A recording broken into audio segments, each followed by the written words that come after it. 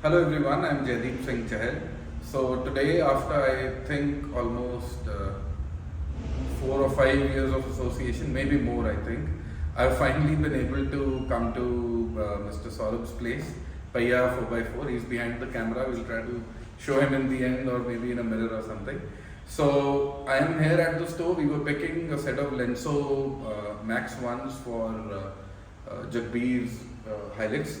So as those are getting installed, I thought we'll do a quick store tour.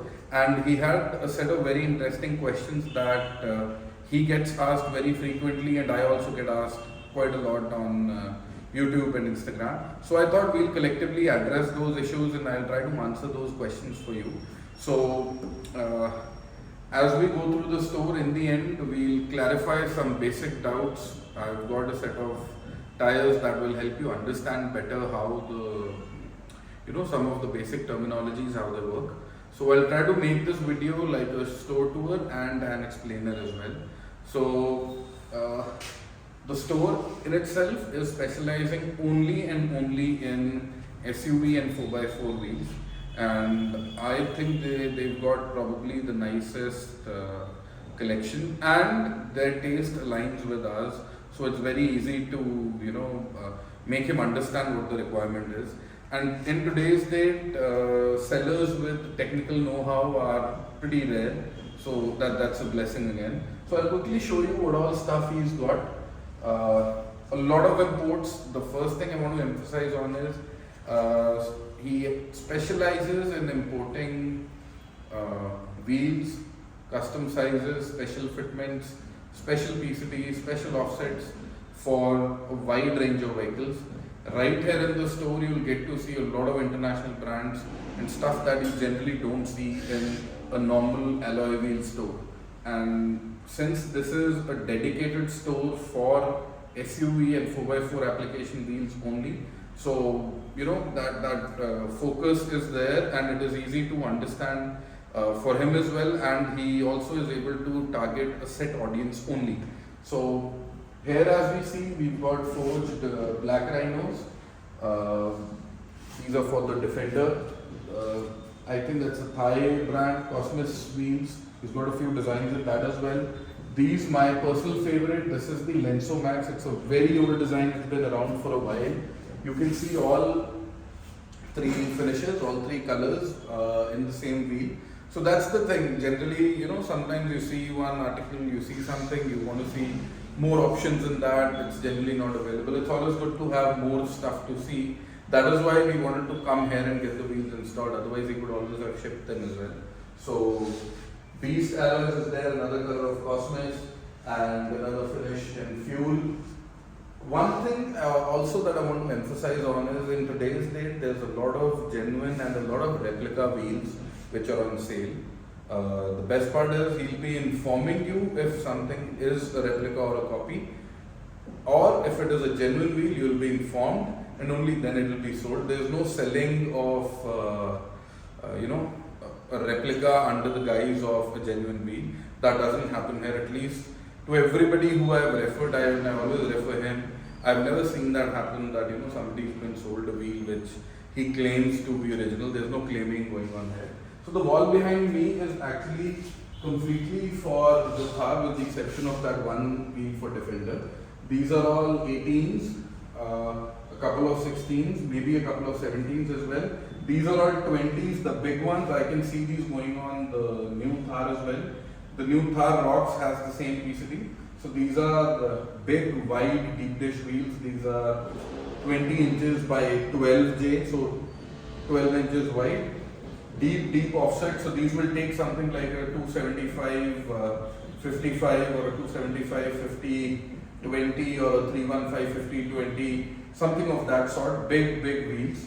So once the Thar Roxx start selling, I think we can see these going on a lot of those. He's also got AD wheels. They've got very good quality products. AD is there. A few replicas are there as well. The genuine fuels are also available. I don't know for how long they'll be available, but for those of us who don't know, two brands, American Racing and Fuel, I think only a few designs in each were being manufactured in India and exported, and some of them were available for local consumption as well. So these alloys are costing almost half the price of what the same alloy would cost if imported here. So the restriction is limited sizes, limited offsets, limited PCDs and limited finishes as well. But the pricing is amazing. So we've got an example of the one there is the Fuel Beast, the one in silver and black, and the one here we have, this is also the second design that Fuel offers, and the one on top, that is the Fuel Vector. So that's three designs which if you import, these would be something around 1.6, 1.7 if you import these today. These generally sell around the 1 lakh mark. So I think very, very favorable pricing, and this is international quality wheels coming for, I would say, the American pricing. We won't have to overpay for these because these are manufactured in India. So for people who like this offset, because these are limited to plus 20 only, in 18 inch we're talking about. For 70, we've got the 9J-12s as well. So if it fits your, your taste, I would suggest if you see these wheels anywhere in the country, placed alongside a set of replicas for your vehicle, I would always suggest go for these. These are top quality wheels. You can't buy better wheels than these. We've got options in 15 for the Jimny. I think another one in 15, I believe. There's one for the Gypsy. This one is for the Gypsy, that is for the Jimny. This is a 16-inch wheel for the Hilux. Of course, it's a 6-bolt VCD. So this is the interesting wall. This is where the high quality wheels are. If you can bring the camera this side, this is something that I really like. The finish on the middle is actually something you have to feel. It might look matte, but as we all know, matte is a pain to clean. So this is not matte. This feels like a plastic satin finish, like a very, very high quality coating. For those of us who know guns, it's something like a matte Cerakote. So very good quality coating, I would say. From what I've heard, it's very easy to clean. It doesn't hold on to dust that way. So some options in AD on this side as well. That's an imported black Rhino. Again, that's the Fuel Vector. That's the Beast there. This is another one. This is the imported Fuel in 17. I believe he's got the same in 18 as well. This interesting looking wheel is very, very good quality. I think for those being imported in India, Method and KMC, I feel they will go pretty close in quality. So this is for the Safari or the Harrier, I believe. So 108 PCD, same as the Volvo.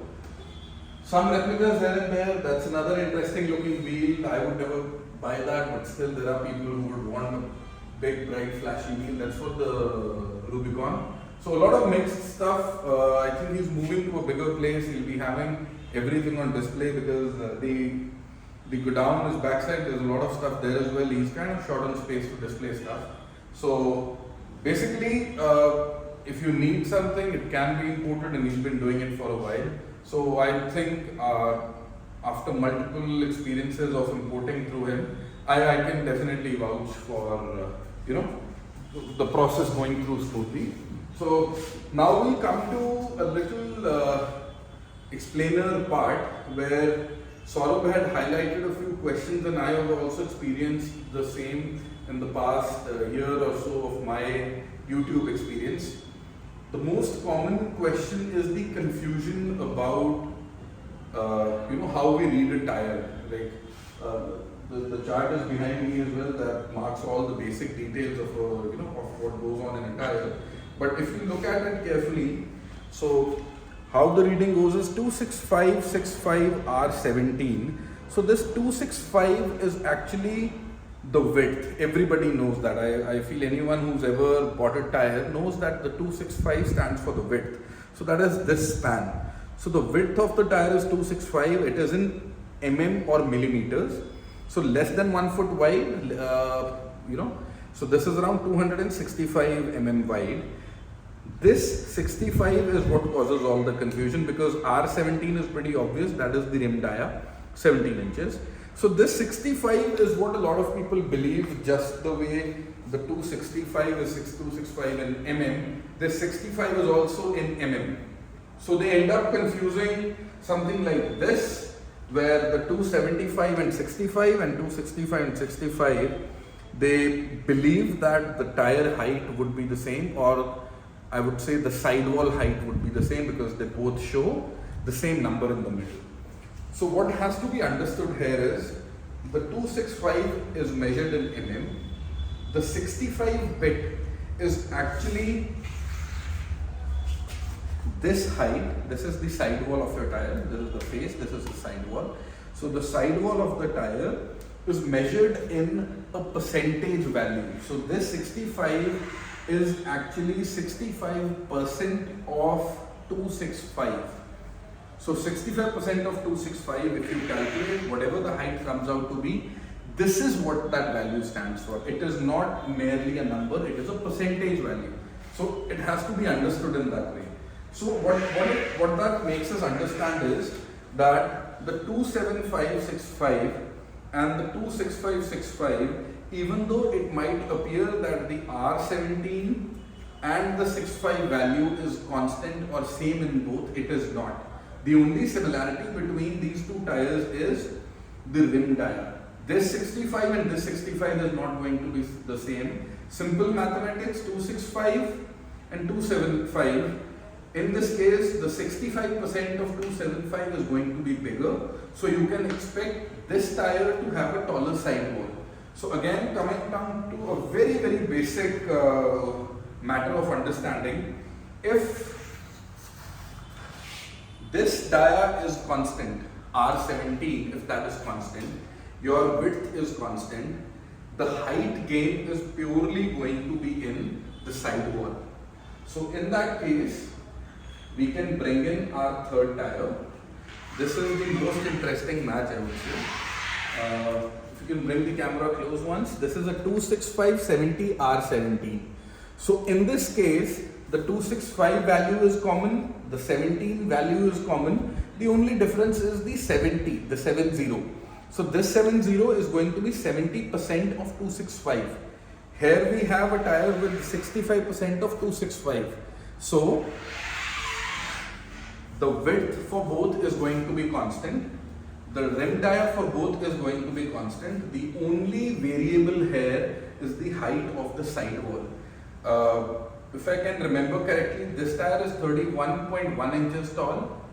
This tire is, I think, this is 30.6 inches tall, and this one is 31.6 inches tall. So 1 inch. So that 1 inch is going to be split both ways. So this turns out to be a half an inch gain in height. So the sidewall in this tire is going to be half an inch taller than this. The resultant difference in height, whenever we say, let's say one tire is 30 inches, the other tire is 31 inches, the resultant difference in height is always going to be half. Because the height, the gain is half this way, half that way. The total tire of the height, even if it is 31 inches compared to 30, the resultant or the effective difference in height is only going to be one way. So a 31 inches tire is going to make your vehicle sit half an inch taller or higher than a 30 inch tire. Okay? So in that case, what we have to understand is these three tires, they've been placed in an ascending order. So 265, 65, I will quickly get my, we've done a little comparison. So if you can bring the camera close. The 265/70 and the 265/65/17, this is a 31.6 inch tire. So we're talking about this one. The 30.6 inch tire is this one, the first one. And now we have a comparison of the 275/65. This is a 31.1 inch tire. So basically this is arranged in an ascending order with the difference of height in 0.5 inches per tire. So a 265, what I'm trying to explain is a 265 can be taller than a 275, even if, you know, this is not wide enough. So width, the face has nothing to do with how tall it becomes. That is all controlled by the aspect ratio. So this is 10 mm less taller, but 5%, 10 mm less wider, but 5% taller. So this turns out to be half an inch taller than this, and this turns out to be half an inch taller than this. So the best way to do it is, to begin with, rather than doing a back of the hand calculation, you can always try and use these apps and websites which are available, like wheel size calculator or will they fit. So these websites are very basic. You just fill the size of your tire and they will give you a proper comparison and analysis of what sort of difference are you going to feel in height, what sort of difference are you going to feel in width, and also the speedometer error, because that's another very common question, that if I upsize my tires by X size or X%, what sort of error in the speedometer am I going to get? So if you go above the stock tire size, you're supposed to be showing less and traveling more.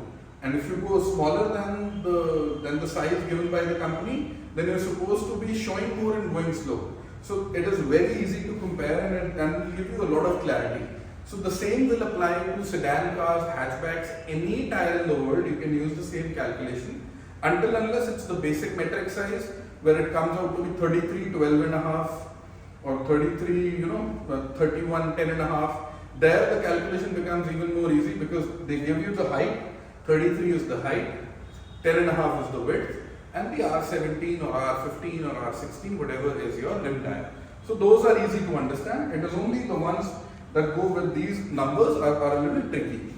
So another thing, another option that we have, I think this is probably, this size is newest to India, and I think nothing is sold more than the 285/60 R18, be it the Maxxis, be it the Michelin, be it the, be it the BF Goodrich tires. So these are very, very, this is like the golden upsize for your Fortuner with R18 wheels, for your Endeavour, for the Hilux, even for the Thar, because all of these vehicles all of a sudden in the past 3-4 years, they've all landed with 18 inches. And 17, which now is the new 15, I think very quickly 18 is going to become the new 15, because the new Thar Roxx, which is definitely going to be selling in big numbers, is already coming with a 19-inch set of alloys in the top model.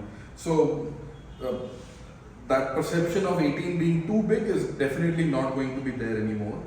So in this case, we've got the 265/60 R18 in Maxxis Bravo and the 285/60 R18.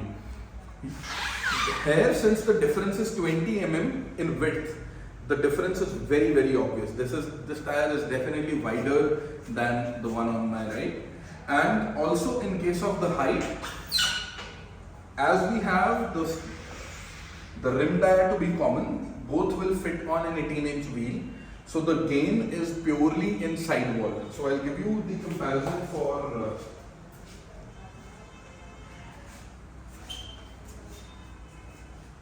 so if you can bring the camera close, the 265/60 R18 and the 285/60 R18, this tire is a 30.5-inch tire, this tire is clearly a 31.5-inch tire. The difference between both is exactly 1 inch. So as I had already explained, the gain in height in this one is not going to be 1 inch, it is going to be half an inch. The total tire height is going to increase by 1 inch. So the half-inch gain is in your sidewall, and I think it is pretty obvious. You can see the difference as well in the sidewall height and in the overall tire height as well. The width is definitely very, very clear. So I think that's a question that gets answered just by looking at it. So 285 and 265, I think the 285 is a much wiser choice, because for the same size, if you're getting a thicker sidewall, I would always prefer a thicker and a taller sidewall. It is always going to give you more confidence, because what we're talking about here is SUV tires. We're not talking about sedan or sports car tires. So this fitment has to be very, very precise. And also a lot of people, many times, the question comes up that you're using wheels which are too wide or you're using wheels which are too narrow. Narrow and wide wheels primarily apply to only and only low profile tire options. These tires, the ones with tall sidewalls, they have a lot of capacity to adjust to wider or to adjust to narrow wheels. My suggestion always is to stay 1 or 2 sizes under in case of your wheels, so that you have the liberty of deflating your tires and going off-road. And also,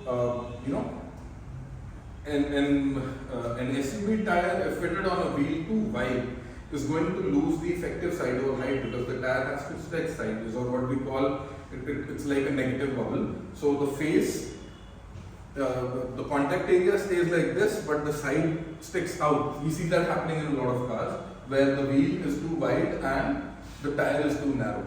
So in this case, you can always stay under the width. You don't have to be exactly matching the width. And we cannot use sedan car and regular car parameters to measure or to decide the size of alloys on an SUV. So now coming to the last bit, that is, I'll just put this side. If you can come this side, we've got a contraption set up here, which is actually me trying to answer the question where where we're trying to understand the concept of width, backspacing and offset. So they all go hand in hand, but they have to be understood. So first, what I would like to show you is, if you can bring the camera here, this is the PCD or the pitch circle diameter. That's what PCD stands for. Like as you can see, this is 6 bolts. So the 6 bolts, this is going to be the 139/6 or the Hilux, the Fortuner, the Endeavour PCD. This part right here is the CB or the center bore. So ideally, your lug nuts should go through this, and the center of the housing has to sit tight or sit snugly on this, so that the load of the vehicle, which a lot of people believe is supposed to be on the lug nuts, is actually supposed to be on the hub center. So if the hub center sits right, your load distribution is perfect. You are not going to face trouble like wobbling or improper ride. So pitch circle diameter is, if you see these 6 holes, and if you mark the center of each hole, which is actually going to be an imaginary dot in the middle, and if you draw a circle that joins all of those 6 holes, or 4 holes in a lot of cases, or 5 holes in a lot of cases, the diameter of that circle is going to be the pitch circle diameter. In this case, if the scale allows, I don't think I can measure end to end, but I'll try with the measuring tape. So since we know this is a 139, I'll try to show you an approximation. So taking that part to be roughly the middle, and you can see this is coming very close to 139, it's almost touching 140. But if we keep the measuring tape exactly, and this is all computer aided designing, so this is exactly going to be 139 if you take a circle that joins these bits and match the middle part. So this is a 139 with an approximately 110 center bore. I'll also show you how to read the inside of a wheel, where the most important data that we generally miss out.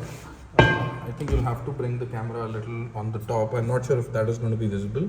So this is actually saying 18 by 9.0 ET0. So 18 is of course the diameter, that is 18 inches. Into 9.0 is 9 inches is the width. So width is always the operational face. It is never going to be edge to edge. So the operational face, if you measure from inside, the inside bit is going to be effective 9 inches. You don't measure the edges or the ring. So 9 inches is the effective area where it traps the tire inside, and ET is the magic number here. That is, ET refers to the offset. So this is a 0 offset wheel. So since this wheel has 0 offset, there are 2 concepts. One is backspacing, the other is offset. They both go hand in hand. So in this case, a 0 offset means this is a 9J wide wheel, 9 inches wide wheel. the mounting part or the mating part of the alloy wheel with the hub or the hub center sits exactly in the middle, that is at point 0. So it is going to have 4.5 inches ideally to this side, 4.5 inches on the other side. So this number is what dictates how wide or how inside or how outside your wheel is going to sit in the fenders. So in this case, we'll try to do a comparison between, we've got a stock Hilux wheel here, you can all recognize the wheel. So we've got a stock Hilux wheel with us, and we are going to compare it with an aftermarket wheel for the Hilux. So this contraption here is going to be used to roughly mark the outer edge of the wheel. Okay. Once we mark the outer edge of the wheel, this is how you measure backspacing. The flat part sits there, and if you can see, this comes out to be roughly 125 mm. So that number is 125 mm, which is a little more than 4.5 inches, almost quarter to 5 inches. Okay. So 125 mm of backspacing, and compared with the stock wheel, I'll quickly read out the numbers to you. These are very visible. This comes with an 18 by 7 by 1 by 2, which means 18 inch is the dia, 7.5 inches of wheel width, and the ET is supposed to be, this number is 30. So this is a plus 30 offset. So it means in this case, the plus 30 offset means in this case the wheel is 7.5 inches wide. After 7.5 inches, if you divide 7.5 inches roughly into 2, it will come out to be 3.75. I think 3.75. On top of that, the wheel is going to be 30 mm towards the outside. So it is going to sit in. Your backspacing is in. You can take it as a negative backspacing or a positive offset. So positive offset is going to keep the wheel within the line of the fender and push it in towards your upright or the mechanical hardware inside. So we'll now see, we saw a backspacing of 125 in that case. In this case, the backspacing, if you can see, it comes out to be roughly 138 mm. So 138 mm, this is going to be quite a few numbers. If you can just try to understand it for a little bit of, it is going to be a little complicated. 138 mm, it means the face of the wheel has 138 mm of wheel on the inside. Okay, so 138 mm in that case, 125 mm in this case. So that means this wheel, any which ways, is sitting 13 mm outside. So it is going to go out of the fender at least by 13 mm. Now we factor in the difference in width. This one is 9 inches, this one is 7.5 inches. So 1.5 inches is roughly, you can say 2.5 and 3.5, 35 mm roughly. So that 35 mm now will get divided into 2. Reason being, just the way we divide the height of the tire into 2 for effective width. In case of a fitment, the width also gets divided into 2. So a 9-inch wheel is going to be 4.5 this side, 4.5 this side.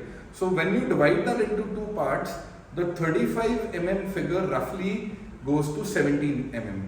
So 17 mm is the width which this wheel was going to be out compared to this one if they both were the same width as well, or if they both were 0 offset.